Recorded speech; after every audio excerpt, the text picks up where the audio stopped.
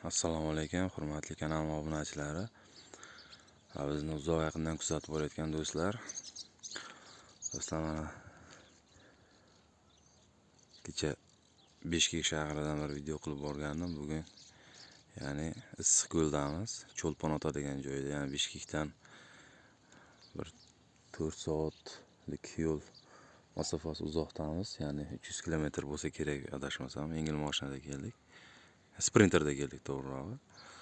Ertalabki havoni ko'rib do'stlar, mana bu Qozog'istonning chegarasi ekan, mana tog'lar.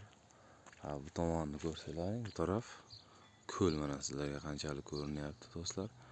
Mana bu Issiqko'l, mana hozir sal yaqinlashtirishga harakat qilaman do'stlar.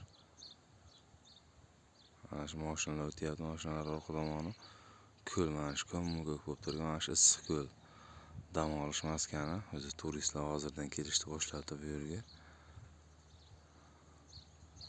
Mana ko'rib turganlaringiz do'stlar.